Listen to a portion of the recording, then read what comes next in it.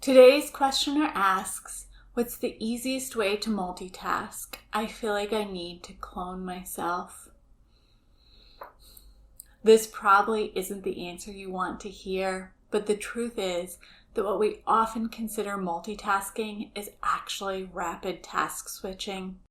True multitasking requires that one task be nearly autonomic, something so well learned that your body does it without any engagement from your mind. True multitasking includes things like being able to walk and talk at the same time. Walking is the body action, talking is the mind action. Or eating while reading. Chewing and swallowing is a body action, reading a mind action. What we often call multitasking is rapid task switching. Things like watching television while scrolling social media. What you're really doing is paying attention to the TV for a bit of time and then switching your focus to your social media feed and back and forth and back and forth and back and forth. And while some people may be better at rapid task switching than others, here's why it's actually making you less productive, not more. Imagine you're driving a car.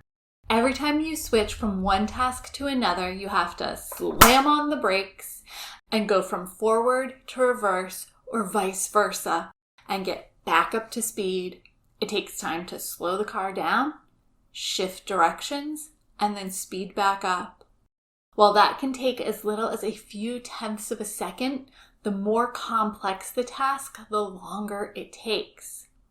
Now imagine you switch your focus once every minute, and odds are you're actually switching more often than that. That means you would shift your focus 60 times an hour. We're starting to look at the time you've lost in minutes, not seconds.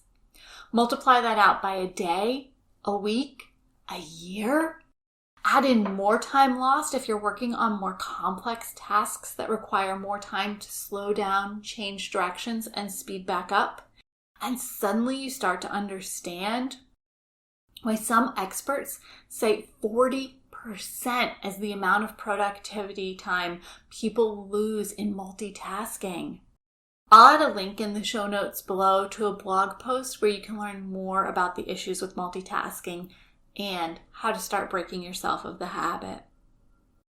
But I don't want you to think this is only a bad news channel. There are ways to increase your productivity that don't require cloning yourself. And by the way, I totally understand that feeling. There were many years where I wished I could make 10 copies of myself to get everything on my to-do list done. So let's start with the ways you can increase your productivity. And the first one is to stop multitasking. This should make sense by now. So start blocking out enough time on your schedule to focus on one thing at a time. I'm linking to a video up there and a blog post in the show notes below where you can learn more about organizing your schedule and to-do list in a way that works for you. Next, review your to-do list. Remove anything that isn't in alignment with your unique priorities and values. Then, identify your distraction activities and begin to replace them with productive procrastination. You can learn more about these productivity techniques in my free productivity workshop. I'll add a link in the show notes below. And finally, make sure you have consistent, sufficient, and sustainable self-care. Self-care is how we refill our mental, emotional, and physical energy reserves. Think about the difference between driving around in a new Tesla or a 1970s Pinto. When you have enough self-care in your life, you operate at peak efficiency. When your energy reserves are depleted, it takes more time and energy to complete anything.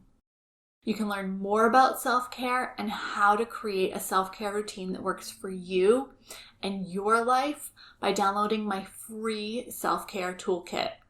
Again, the link will be in the show notes below. While these are the basics, there's some big work that goes into implementing some of these tools and techniques. Consider working with a coach to make sure you have the support you need to stop feeling overwhelmed and start feeling like you're in the driver's seat in your life. You can learn more about my coaching program by signing up for a no-cost discovery session. The link is in the show notes below. I'm sending you a great big hug. You've got this. I hope you enjoyed this bit of solicited advice. Make sure you subscribe to my channel to be notified whenever I post new content.